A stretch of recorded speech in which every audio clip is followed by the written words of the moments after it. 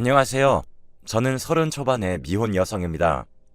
제가 얼마 전 오랫동안 사귀던 남자친구와 결혼하기 위해 상견례까지 진행하다가 겪었던 일이 상당히 원통해서 여러분께 들려드리고자 사연을 적습니다. 저는 20대 중반까지 결혼 생각이 그리 없었습니다. 직장도 대기업이라 나쁘지 않았고 돈도 잘 버는 편이었고요. 공부를 잘해서 학벌도 괜찮았고 자기 관리도 열심히 하는 편이었기 때문에 소개팅도 끊임없이 계속해서 들어왔습니다. 그렇지만 남자에 대해 그리 관심은 없어서 남자친구가 있었던 시간은 그리 길지 않았어요. 외로움도 그렇게 크게 못 느끼는 성격이기 때문에 혼자 있는 것이 싫지 않기도 했고요. 그런데 20대 중반이 살짝 지나자 친구들이 모두 결혼하거나 아니면 결혼을 약속하는 남자친구가 생기는 겁니다. 제 친구들 역시 저와 비슷한 성향이었고 직업도 비슷했는데 얼마 전까지는 그리 외롭지 않다고 했던 친구들이 거의 대부분 결혼 준비를 하고 있었어요. 저는 친구들이 모인 자리에서 그것이 의아해서 고개를 갸웃거린 적이 있습니다. 야, 너네 이제 대부분 결혼할 남자가 있거나 결혼하는구나. 난 사실 20대 후반 넘어가기 전에 결혼하고 싶더라고. 제일 예쁠 때 웨딩드레스 입고 싶기도 하고. 아, 신경 쓰는 것도 많다. 근데 사실이지. 뭐 이왕 결혼할 거면 한 살이라도 어릴 때 하는 게 자리 잡고 안정되는 데 걸리는 시간도 줄여줄 거고. 친구들이 한마디씩 하는데 그것도 그렇다 싶더라고요. 저는 그때까지 아무런 생각 없었는데 그때부터 조금씩 결혼에 대해 생각하게 되었습니다. 그래서 거의 대부분 거절하던 소개팅도 그때부터는 받아들여서 남자를 만나보기 시작했고요.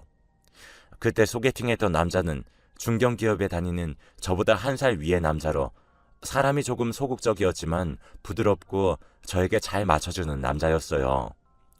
외모도 그리 잘나지 않았지만 워낙 착하고 제 사정에 모두 맞춰주었기 때문에 저는 그에게 호감을 느껴서 이 정도라면 사귀어도 좋겠다는 생각을 했는데요. 그래서 저와 그는 계속 만나면서 좋은 감정을 쌓아갔어요. 그러다가 어느 순간 사귀자는 말도 정식으로 하지 않은 채 저희 둘은 사귀는 사이가 되어 있었죠. 사실 제 친구들은 남자친구 혹은 남편 될 사람의 스펙을 상당히 많이 보는 경우가 대부분이라 제 친구들 모임에 가면 제 남자친구가 가장 떨어지는 스펙을 가진 편이었어요. 굳이 사람을 돈이나 학벌, 직업으로 나눈다는 게 스스로 부끄럽다고 생각해서 저 자신은 그걸 신경 쓰지 않았지만 남자친구는 제 친구들의 이야기를 듣더니 좀 위축된 듯한 느낌이었죠. 자기 친구들은 다 자기처럼 학벌도 좋고 직업들도 좋구나. 남자친구나 남편들도 다 그런 모양이고. 아, 오빠는 또 뭘 그런 걸 가지고 그래. 어쩌다 보니 그런 거지 뭐. 의사 남편 가진 친구도 있다고 했고. 남자친구는 의사라는 직업과 학벌이 부러운 듯 했어요. 남자친구는 사실 중견기업에 다니고 있었지만 학벌이 그리 좋진 않았거든요. 남자친구는 잠깐 말이 없더니 곧이어서 중얼거렸어요. 하지만 우리 집 그래도 재산은 좀 있어. 응? 뭐라고? 저는 잘못 들은 줄 알고 다시 물었어요. 우리 집도 재산은 좀 있거든. 그러니까 너무 걱정 안 해도 돼. 남자친구는 어딘가 자신감 넘치는 목소리로 말했죠. 저는 좀 의아하긴 했어요. 저는 남자친구를 사귀는 것이 이 사람이 좋아서 사귀는 거지 다른 배경은 상관없었어요. 그리고 사실 그때는 결혼 생각도 없었고요. 하지만 저도 특별히 싸우거나 문제 만드는 것을 싫어하는 성격이다 보니 남자친구와 생각보다 오래 사귀게 되었어요. 사실 성격적으로는 크게 안 맞는 부분도 없었거든요. 그리고 20대 후반이 되어 30대에 넘어갈 때가 되자 주변 친구들이 전부 결혼한 뒤였어요. 정신 차리고 보니 저만 혼자 남아 있어서 불현듯 위기감이 엄습했었죠. 남자친구 역시 어느 순간부터 조심스럽게 제게 결혼 얘기를 꺼내기 시작했고요.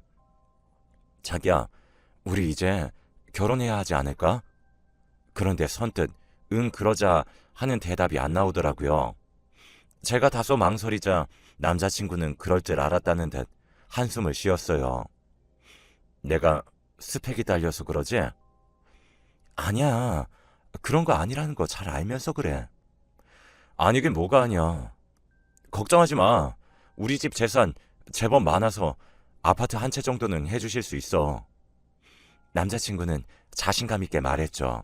그때만큼 그가 자신 있게 말하는 모습을 보지 못했었던 것 같네요. 저는 재산 때문에 결혼하는 것도 아니었고 그저 남자친구가 저에게 잘 맞춰주었고 다정했기 때문에 결혼해도 괜찮을 거라고 생각했던 것 뿐이었어요.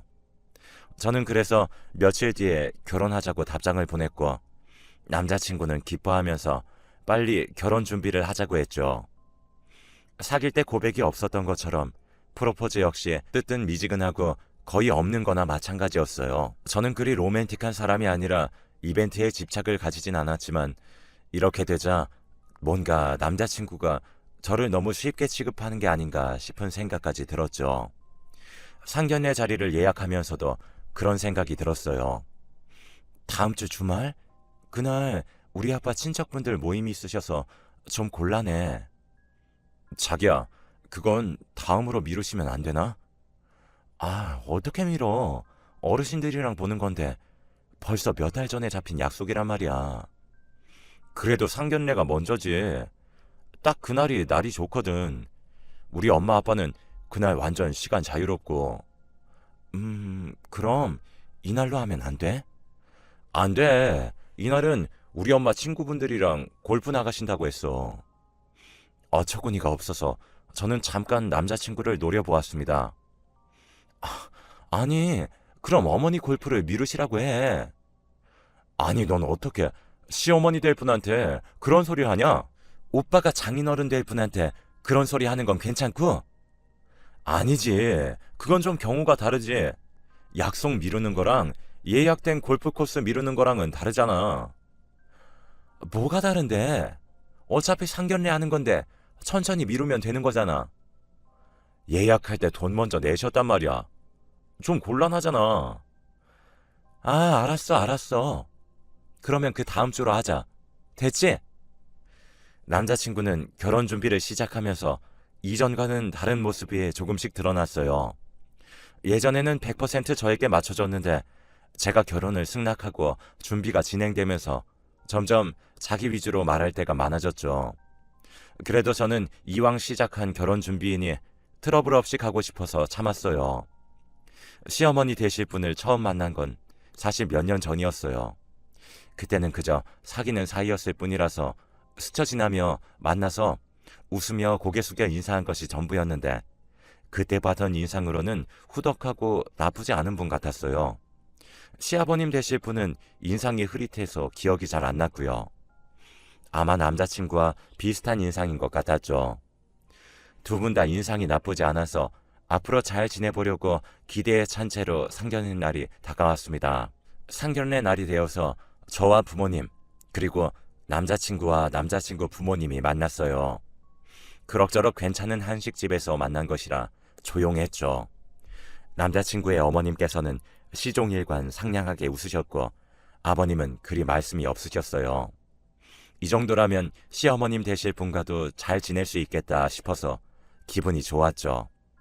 하지만 상견례가 끝날 때쯤 남자친구의 어머님께서 그러셨어요. 아니, 난 우리 아들 너무 장가 보내기 아깝더라고요.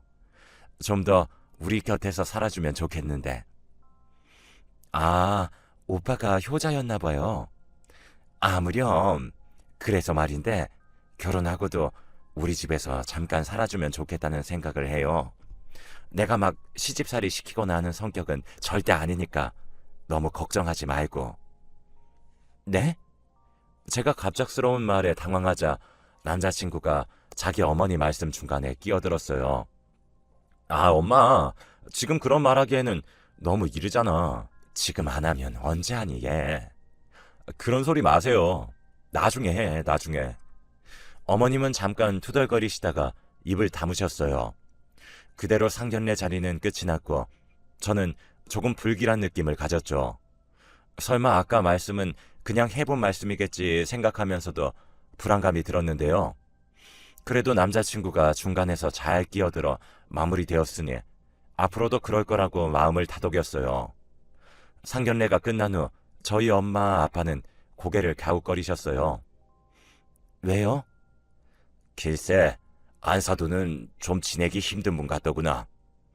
아빠는 망설이다가 말씀하셨죠.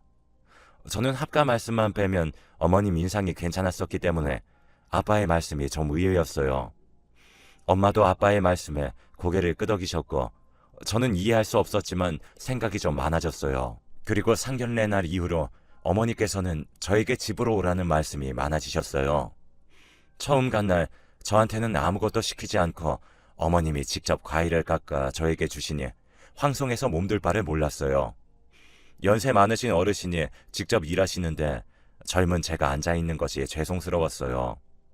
하지만 이러면 당연히 남자친구가 나서서 직접 과일을 깎거나 했을 텐데 남자친구는 아무것도 하지 않은 채로 과일도 귀찮다는 듯 대충대충 먹고 내버려 뒀어요. 오빠, 자기가 먹은 건 다 먹어야지. 제가 남자친구한테 눈치를 줬지만 끄떡도 안 하더군요. 어머님은 괜찮다는 듯 손을 흔드셨어요. 아니다. 제가 원래 입이 좀 짧아. 원래 저러니까 네가 이해해라. 원래요?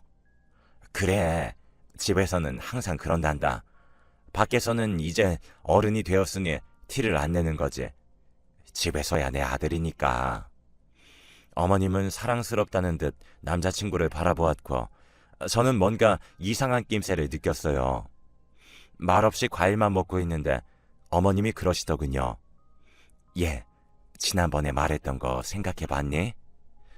네? 어떤 거 말씀하시는 거예요?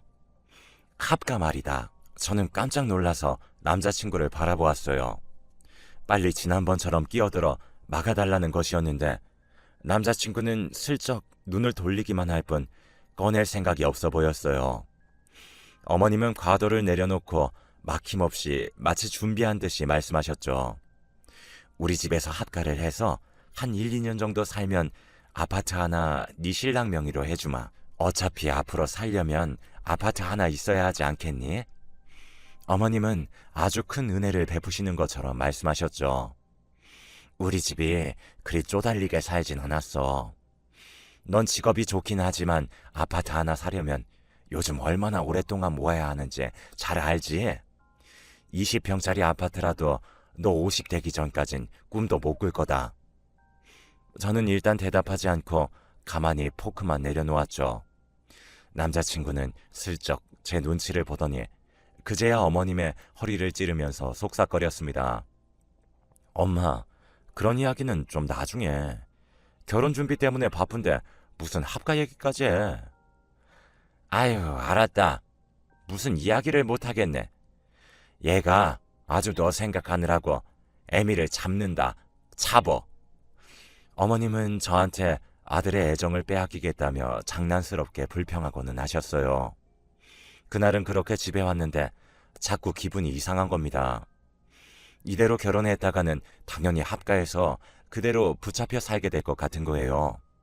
그래서 그 다음날 바로 오빠를 불러내서 이야기를 했습니다. 오빠, 대체 합가 이야기 뭐야? 합가? 그래, 지난번에 오빠 그만하시라고 해서 그만하시는 거 아니었어? 상견례 자리에서 말이야. 그건 그때 그냥 말만 그렇게 하신 거지 뭐. 엄마들 다 결혼한 자식이랑 사는 로망이 있잖아. 그거 그냥 심각하게 생각 안 해도 돼. 아니야, 어머님 심각하셔. 우리 결혼하면 당연히 합가는 하는 거라고 생각하시는 것 같은데? 아니야, 자기야. 그런 거 아니야. 아, 아니라고만 하면 다가 아니잖아. 저는 답답해서 결국 오빠를 닥달하며 말을 하게 했습니다. 어머님이 주시겠다는 아파트는 실제로 있는 거였고 30년이 넘은 구축 아파트였어요. 층수가 높아서 재건축도 안 되는 너무 오래된 아파트였죠. 저는 한숨도 나오고 어처구니가 없었어요. 아니, 어떤 아파트인지 그런 것보다는 재산을 미끼로 자식을 구속하려는 게 어이가 없었죠. 오빠, 어머님께 다시 합가 이야기 안 꺼내시게 좀 잘 말씀드려. 자기야. 그런데 우리 진짜 우리 부모님이랑 같이 살면 안 될까? 뭐, 뭐? 뭐 그렇잖아. 신혼 초기에는 생활비도 줄일 겸 부모님이랑 같이 살면 아파트 월세도 안 나가고 우리 엄마한테 음식하고 살림도 배우고 그러면 좋지 않아? 지금 진심이야? 사실 한 2년 정도만 참고 살면 아파트도 공짜로 얻고 일석이조인데 뭐. 엄마가 저렇게 제안하신 것도 다 트임분이라서 저렇게 명령처럼 말씀 안 하시고 제안하신 건데. 오빠는 사태의 심각성도 모른 채로 계속 떠들었습니다. 자세히 들어보니 오빠는 이미 합가 쪽으로 마음이 기울어 있는 모양이더군요. 저는 어이가 없어서 오빠의 말을 잘랐어요. 잠깐만. 그럼 시부모님 집에 들어가서 사는 내 불편함은 생각 안 해? 아니, 뭘 생각 안 해. 당연히 그 불편함 대신 아파트 주신다는 거잖아. 뭐라는 거야, 진짜. 그리고 불편하기는 뭐가 불편해? 우리 부모님 되게 편하시니까 좋게 생각해. 그 말에서 제대로 터진 저는 그날 처음으로 남자친구에게 제대로 화를 냈어요. 함께 차에 앉아 이야기하던 중이었는데 아마 주차장을 지나는 사람들이 전부 듣게 큰 소리가 났을 거예요. 저는 대체 날 뭘로 생각하는 거냐? 어떻게 남의 집에 들어가서 불편한 내 생각은 하지도 않냐? 네 부모님이지 내 부모님이냐? 하며 조목조목 따져들었고 남자친구는 당황해서 허둥지둥하며 잘못했다고 빌었습니다. 하지만 그것도 이미 일단 이 상황을 피하기 위해 빌거보는 것이었고 그게 너무 보여서 저는 화가 난 채로 집으로 돌아와 버렸어요. 계속해서 오빠에게서 전화며 카톡이 왔지만 저는 받지 않고 그냥 무시해버렸어요. 그리고 며칠 뒤 낯선 번호로 문자가 왔습니다. 아가, 시험이다. 집에 한번 들르렴. 저는 그 문자만 봐도 화가 나서 일단 숨을 몰아쉬어야 했어요. 아직 결혼도 전인데 당연하다는 듯 며느리 취급에 시어머니 노릇을 하려 한다는 게 너무 보였었거든요. 저는 그래도 화가 난 채로 문자를 하면 예의에 어긋날까봐 최대한 얌전히 문자를 보냈어요. 네, 어머니. 지금 직장일 것 같아서 전화는 하지 않겠다만 오늘 저녁에 퇴근하고 우리 집으로 와라. 할 말이 있다. 저는 순간 이걸 그냥 씹을까 말까 고민하다가 아직 결혼을 완전히 파토내려고 마음먹은 것은 아니었기 때문에 일단 그러겠다고 대답했어요. 이제 30으로 막 넘어가는 나이라 지금 결혼이 어그러지면 곤란할 것 같기도 했고요. 그날 저녁에 퇴근하고서 곧장 남자친구의 집으로 갔더니 집에는 어머님 혼자만 계셨습니다. 의외로 남자친구도 없었고 아버님도 안 계셨죠. 저는 썰렁한 집안이라 머뭇대면서 들어갔는데 어머님은 물 한 잔도 주시지 않고 제게 앞에 앉으라고 하셨어요. 제가 맞은편에 앉자 어머님은 딱딱한 목소리로 말씀하시더군요. 너 우리 아들이랑 싸웠니? 네가 전화도 문자도 안 받는다고 난리가 났더구나. 그것도 합가 문제 때문이라면서? 저는 순간 당황해서 숨이 턱 막혔어요. 아니 그걸 지금 어머님께 곧바로 말했다는 말인가? 그것도 저와 싸워서 제가 연락 안 받는 것까지 말하면서 믿어지지가 않았는데 현실이었죠. 제가 말을 못하고 어버버 하고 있자 어머님께서는 엄한 말투로 계속 말씀하셨어요. 너가 합가하기 싫다면 그래, 좋다. 너 합가 안 해도 좋다. 그런데 네 마음대로 하고 싶다면 결혼할 때는 10원 한 장 도와주지 않을 거다. 너희 힘으로 10년 이상 열심히 살고 난 이후에나 아파트 한 채 해줄 거야. 알겠니? 그 전에는 절대 꿈도 꾸지 말거라. 저는 너무 당황스러워 말을 더 이을 수가 없었어요. 아니, 애초에 아파트를 욕심낸 적도 없었고 딱히 가지고 싶지도 않았어요. 저도 그리 잘 싸우거나 야무진 편이 아니라서 그날은 너무 당혹스러운 채로 집으로 돌아왔어요. 오는 길에 생각하니 너무 화가 나서 남자친구에게 전화해서 불렀죠. 이제 이건 결혼하는 문제가 아니라는 생각이 들더군요. 이 결혼은 계속되면 제가 오히려 평생 불행해지겠구나라는 예감이 강하게 들었습니다. 처음에는 바빠서 못 온다며 버티던 남자친구는 지금 이대로 이별 통보를 받겠냐는 제 말에 급하게 저희 아파트 밑으로 달려왔어요. 그리 긴 시간이 걸리지 않은 걸 보니 회사에 있던 게 아닌 모양이더군요. 오늘 어머님이 나 부르셨어. 알고 있지? 엄마가? 난 몰랐어. 몰랐다고. 저는 어처구니가 없었어요. 속일 걸 속여야지. 미주알, 고주알, 우리 사이에 있던 이야기를 다 풀어놓고 저를 부를 줄 몰랐다니 정말 말도 안 되는 소리였죠. 제가 노려보자 남자친구는 우물쭈물하면서 고개를 푹 숙였어요. 아니 근데 엄마가 너한테 할 말이 있다고는 했어. 결혼 전에 이런 문제는 확실히 해야 한다고. 그래서 날 불러서 그렇게 대놓고 합가 안 하면 10원 한 장도 못 주겠다고 하신 거야? 우리 엄마 말투가 좀 그래서 그렇지 그런 뜻은 아니었을 거야. 너무 그렇게 생각하지 마. 그때 정말 최종적으로 깨달았어요. 이 결혼은 하면 안 되는 거구나 하고요. 저는 남자친구를 가만히 보다가 커플링을 빼서 건네줬어요. 이게 뭐야? 아직 혼인을 공식적으로 약속한 것도 아니지만 파혼이야. 뭐? 남자친구가 놀라서 눈이 왕방울만해진 채로 제게 매달렸어요. 아, 무슨 소리야 그게 갑자기. 엄마가 아파트도 주신다는데 왜? 그까짓 아파트 우리 부모님한테 달라고 해서 나 혼자 살 테니까 파혼이야. 이제 각자 갈 길 가자. 자기야, 지금 화가 나서 이렇게 말하는 거야? 나중에 후회할지 몰라. 어? 다시 생각해봐. 어? 후회 안 해. 후회할 거라면 애초에 오빠랑 사귄 것밖에 없어.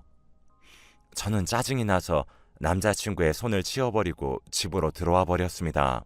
남자친구는 아파트 밑에서 계속 울고불고 난리를 쳤지만 저는 신경 쓰지 않고 커튼을 치고 자버렸죠. 다음 날이 되자 카톡과 문자창은 온통 난리였고 부재중 전화도 수십 통이 와 있었습니다. 남자친구의 전화번호는 물론 어머님의 전화번호도 있었어요. 퇴근할 무렵 사무실 앞에서 남자친구가 기다리고 서 있었어요. 저는 모른 척하고 그냥 지나치려는데 남자친구가 쫓아오며 말을 붙였어요. 자기야, 내가 미안해. 난 진짜 이렇게 해도 괜찮을 줄 알았어. 뭐가? 합가 말이야. 난 원래 결혼 이렇게 하는 거라는 엄마 말 믿은 죄밖에 없어. 진짜야. 그 와중에도 잘못을 부모님께 떠미는 전 남자친구의 모습에 웃음이 났죠. 정말 이 인간과 결혼 안 하게 된 게 천만 다행이구나 싶었어요. 그때 소름 끼치게도 어머님이 남자친구 옆에 나타났어요. 저는 제 눈을 의심했어요. 어머님은 화가 잔뜩 난 얼굴로 얼굴을 잔뜩 찡그리고서 제 앞에 나타나서 소리를 지르셨어요.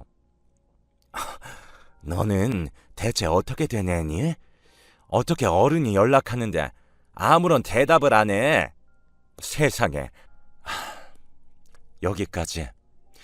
여긴 제 직장 앞이었어요. 어머님은 아무런 수치심도 없다는 듯이 사람들이 다 쳐다보도록 크게 소리를 지르기 시작했죠. 시어미가 합가하자는 게 그렇게도 듣기 싫어? 아니 대체 무슨 애가 이래? 이제 파혼했으니 제 시어머니 아니세요. 뭐? 누구 마음대로 파혼을 하니? 어쩜 애가 너는 경우들이 이렇게나 없어? 소리 그만 지르세요. 네 부모가 너 이렇게 가르쳤니? 어떻게 가정교육이 이따위야? 전 남자친구 어머님이 소리를 지르는데 부모님까지 건드리는 말에 이성이 나가더군요.